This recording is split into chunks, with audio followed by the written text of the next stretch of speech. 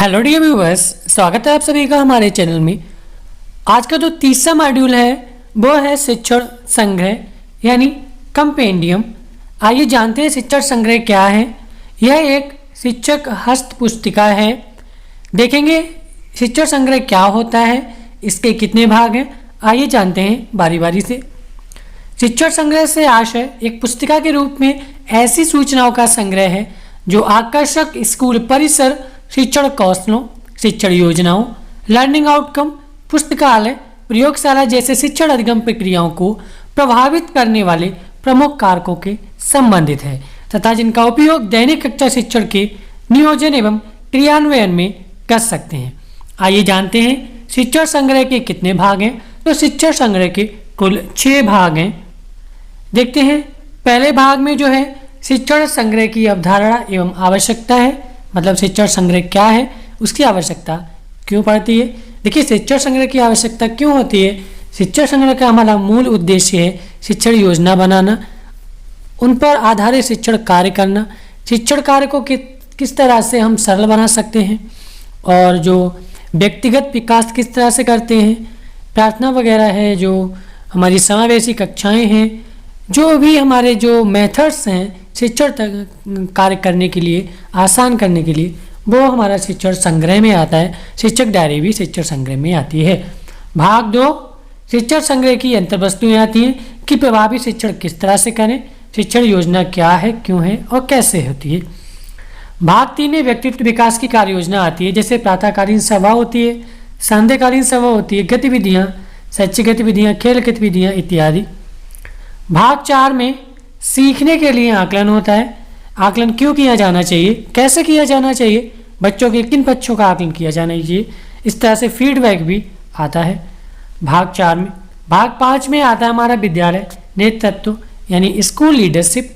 इसमें संकल्पना, शैक्षिक नेतृत्व के गुण, प्रकार, विद्यालय का विजन, व्यावसायिक दक्षता इत्यादि का समावेश रहता है। भाग 6 में हमारा परिशिष्ट है यानी प्रमुख शिक्षण अधिगम परिणाम क्या हैं। RTE 2009 जो राष्ट्रीय पाठ्यचर्या की रूपरेखा है वो 2005, उपयोगी शैक्षिक वेबसाइट, प्रार्थनाएं, समूह गान, महापुरुषों एवं दिवसों की जानकारी इत्यादि ये सब परिशिष्ट में आते हैं भाग 6 के अंतर्गत। आइए जानते हैं प्रभावी शिक्षण क्या होता है, जो कि शिक्षण संग्रह में दिया गया है। गुणवत्तापूर्ण शिक्षा उपलब्ध कराने में प्रभावी शिक्षण एक प्रमुख तत्व है। बच्चों को सही मायने में अधिगम की संप्राप्ति तभी होगी जब शिक्षक द्वारा प्रभावी शिक्षण किया जाए। प्रभावी शिक्षण की सीढ़ी जो है वो A से लेके Z तक है, जो अंग्रेजी के 26 अक्षर हैं उनके आधार पर बनाई गई है। आप देख सकते हैं इस तरह से ये प्रभावी शिक्षण की सीढ़ी कही जाती है। आगे जानते हैं शिक्षण योजना, टीचिंग प्लान्स क्या होते हैं। टीचिंग प्लान्स प्रभावी शिक्षण के लिए सीखने सिखाने के मार्ग की भूमिका, क्रमबद्ध व संक्षिप्त परिचय ही शिक्षण योजना है। सीखने सिखाने किस तरह से हो, शिक्षण कार्य को किस तरह से अच्छा बनाया जा सके, प्रभावी बनाया जा सके, जो एक शेड्यूल होता है हमारा कि किस तरह से पढ़ाना है, क्या पढ़ाना है, वो शिक्षण योजना में रहता है। शिक्षण योजना के प्रमुख बिंदु कुछ इस प्रकार हैं।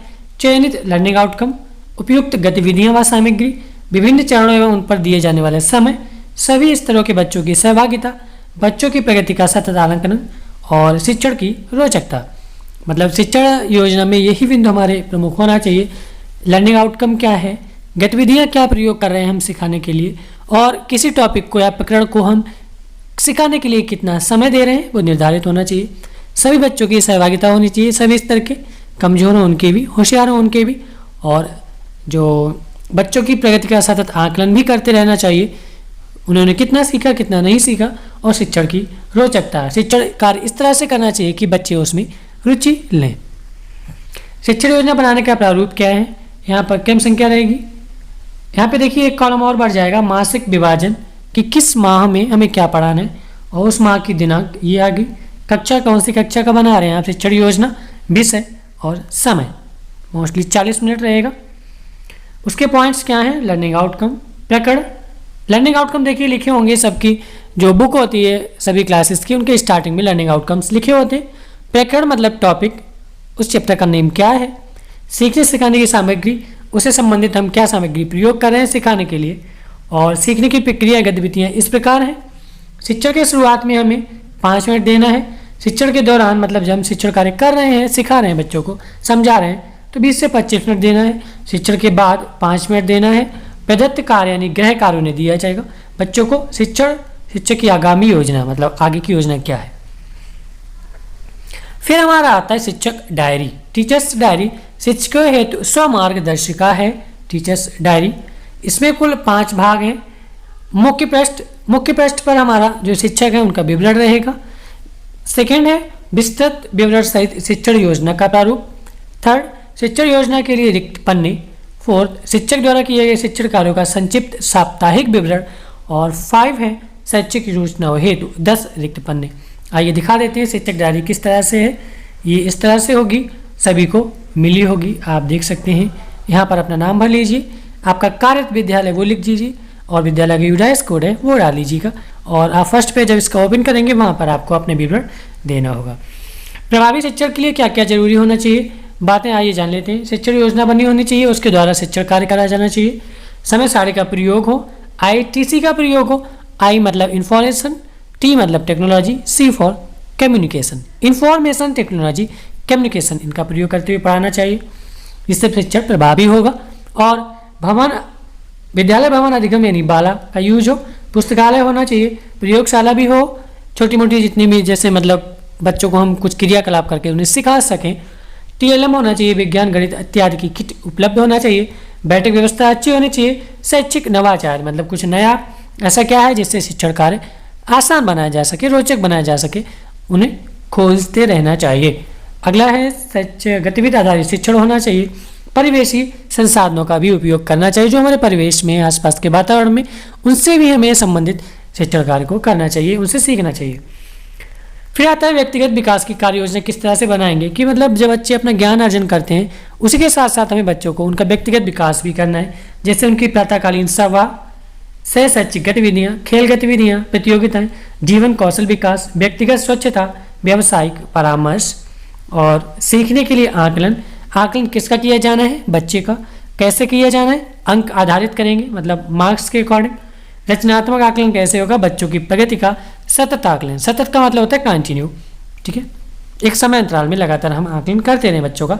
आकलन क्यों करते हैं, सीखने सिखाने की प्रक्रिया को सुव्यवस्थित दिशा एवं गति प्रदान करने के लिए, बच्चों की आवश्यकताओं, अभिरुचियों, कौशलों के बारे में जानने के लिए, और बच्चों में आत्मविश्वास उत्पन्न करने के लिए, और उनके स्वमूल्यांकन के लिए, बच्चों के सीखने में मदद करने व सुधार की संभावना ढूंढने के लिए आकलन किया जाता है, जिन्हें हम बोल देते हैं एग्जाम्स या test, weekly test, monthly test, या जो ये हमारे एग्जाम्स हैं वही आकलन होता है। आकलन कैसे होता है, ये मौखिक और लिखित दोनों तरीके से हो सकता है। व्यक्तिगत या समूह चर्चा, वार्तालाप, प्रश्नोत्तरी। लिखित में लिखित कर दिया जाएगा, टेस्ट होगा या फिर एग्जाम्स होंगे रिटन में। आकलन के स्रोत क्या हो सकते हैं, शिक्षक हो सकता है, माता पिता हो सकता है, अभिभावक, मित्र, सहपाठी, दूसरे अध्यापक, समूह इत्यादि ये आकलन के स्रोत हो सकते हैं। मतलब इनमें से कोई भी बच्चे का आकलन करा सकता है। आकलन से प्राप्त फीडबैक का उपयोग। फीडबैक हमें क्या मिलेगा, बच्चे के साथ, स्वयं शिक्षक के साथ, अभिभावक के साथ, किसी के साथ फीडबैक दे सकते हैं। मतलब अपने विचार व्यक्त कर सकते हैं कि किस बच्चे का आकलन कैसा रहा, उसमें सुधार की कितनी गुंजाइश है, हमें और क्या कोशिश करनी चाहिए कि बच्चे का जो स्तर है बुद्धि पढ़ाई का वो और बढ़ जाए। अगला आता है विद्यालय नेतृत्व। इस पर आप शिक्षक साथी हैं, वो एक दीक्षा पे ट्रेनिंग भी कर चुके होंगे स्कूल लीडरशिप की। ये किसी संस्था के उद्देश्यों को पूरा करने के लिए सही दिशा देने, वहाँ कार्य करने वाले व्यक्तियों के साथ लेकर चलने को नेतृत्व कहते हैं। ये 3 प्रकार के होते हैं, सत्ताधारी निरंकुश नेतृत्व शैली, लोकतंत्री सहभागी नेतृत्व शैली, अनहस्तक्षेपी स्वतंत्र नेतृत्व शैली। शैक्षिक नेतृत्व क्या होता है देख लेते हैं। विद्यालय स्तर पर प्रधानाध्यापक के द्वारा होगा, ब्लॉक स्तर पर खंड शिक्षा अधिकारी के द्वारा होगा, और जनपद स्तर पर बेसिक शिक्षा अधिकारी के द्वारा शैक्षिक नेतृत्व किया जाएगा। लक्ष्य निर्धारण का क्रम क्या रहेगा, SMART mean specific, M for measurable, A for achievable, R for realistic and T for time bound. देख सकते हैं सभी की हिंदी लिखी हुई है, आप पढ़ सकते हैं। व्यावसायिक दक्षता का विकास, सामुदायिक सहभागिता इत्यादि, समावेशी शिक्षा इत्यादि दिया गया है। विद्यालय विकास योजना का निर्माण किस तरह से है, आवश्यकताओं का आकलन, गैप का पता करना, कार्य योजना की समीक्षा, कार्य योजना का क्रियान्वयन व सहयोग, कार्य योजना का निर्माण, लक्ष्यों का निर्धारण। इससे विद्यालय विकास योजना का निर्माण होगा, विद्यालय विकास की ओर अग्रसर होगा, प्रगति होगी। आपको वीडियो कैसा लगा हमें जरूर बताइएगा। आप अच्छा लगे तो लाइक कीजिए, नए हैं तो हमारे चैनल को सब्सक्राइब कर लीजिएगा। वीडियो देखने के लिए आप सभी का थैंक यू। अगर किसी साथी को हमारे इसकी PDF चाहिए तो हमें कमेंट सेक्शन में बोल सकता है। हमारा जो व्हाट्सएप नंबर दिया है उस पर व्हाट्सएप भी कर सकता है, आपको उपलब्ध करा दी जाएगी। Thank you.